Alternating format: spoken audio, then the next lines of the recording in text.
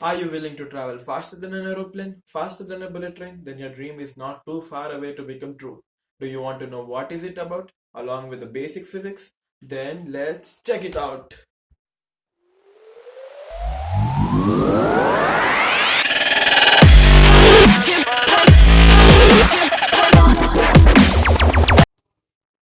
Hey folks, this is Lakit and welcome back to my channel.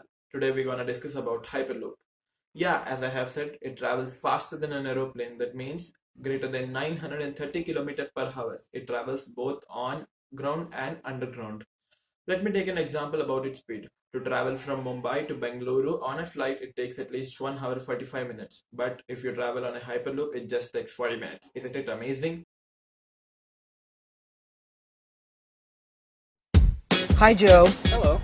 They said you're a Formula One race car driver. Not quite. No, but I mean like that. Fold down like that. On a Model X it is. All right, Joe. Let's go. See, it's like a little bumpy. Well, this is just because we're smoothing out the track. So Wasn't that kind of fast the way he took off? yeah, it was maybe a little fast to turn off. Now we're gonna do it with autopilot off. Okay. You can So speed how up, fast I think, could it go?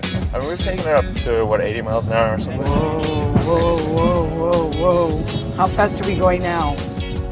Um, we're taking it easy for you. Don't worry. Well, I mean, we've gone past 80 miles an hour, and we can get 100 no problem. But we'll take it easy for you. Don't worry. Like I said, it's a little bumpy on the first ride. So we really can't go off the tracks. See, No, I worry you about a can't. tunnel collapsing, Elon. No. Yeah, What? it's not going to collapse. Have you ever heard of a tunnel collapsing? No. Okay. No.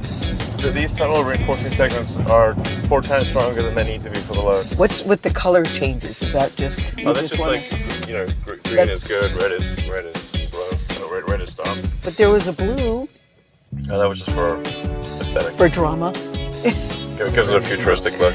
Now what's happening? What is this? We're going up. So this is the elevator? The car? Wow. And normally the elevator we'd put it in the sidewalls of the elevator, but we thought it would be interesting for people to see the actual skeleton Yes. of the system. I guess like kind of like a steampunk vibe. You can see how he just popped out here. Yeah. Basically in in somebody's backyard, essentially. I know. Should we pop out? Yes. Let's pop out. That was very cool. I said it was very scary for the first couple of seconds, but it was also very cool. But if you're going to do it, you might as well do it with Elon Musk by your side. If he's not scared, I'm not scared. Joe, were you scared? Joe was not scared either. Yeah, now questions arise. On what principles does it work? Or how can it achieve such an acceleration on ground? And what is its power source? I'm going to answer all of these questions along with basic physics. So let's check it out. Okay, what is Hyperloop, guys? Yeah, it's a mode of transportation. It transports both passengers and goods at the speed of 1200 km per hour. That is almost like the speed of sound. Isn't it amazing? Yeah. And it almost travels through a tube. We need to understand the term pod. Pod is something which handles both acceleration and deceleration of the vehicle, and it actually bears the vehicle. Like it will be as a base of the vehicle, and handles both acceleration and deceleration through tube. That means the tube is almost nearly vacuum. Because of the vacuumness, there will be a little air resistance. What I mean by air resistance is the force exerted by the air on the train or the pod, whatever it may be. So there will be not much air resistance, so that pod might not get much resistance or friction. And here there's a great importance of propulsion. There's a fan before the pod, so which swallows in the air and sends it to the back, so that there will be almost nearly vacuum. There will be no friction of air, and also the tube is made up of steel and very smooth. There will be no friction at all, almost no friction, so that pod travels with more speed. It's like most vacuum thing, so that there will be no air resistance, no friction, and also here there is a use of magnetic leviation method. That means that down part of the pod, it floats up, so that there will be no contact with the track and the pod, so that there will be no friction.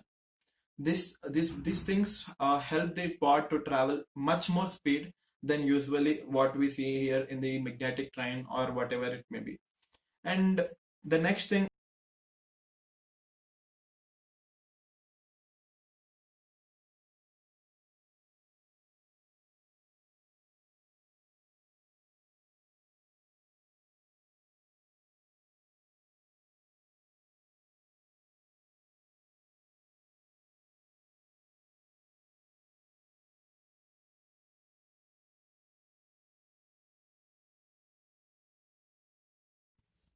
most importantly, what is its power source? So actually, solar panels are fixed all over the tube, all above the tube, and it generates electricity much more than needed. So it is totally eco-friendly. And when it's Musk, there's something to do with Mars too.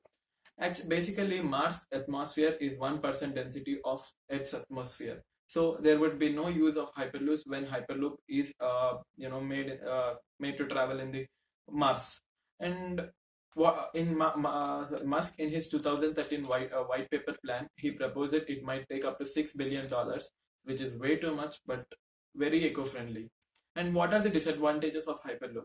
The high speed might cause dizziness in the passengers too. Yeah, and it's way too much high budget, and also when the vehicle is moving, passengers can't move because of its high speed, that is at almost 200 kilometers per hour, that is like speed of sound. So these are the disadvantages of hyperloops.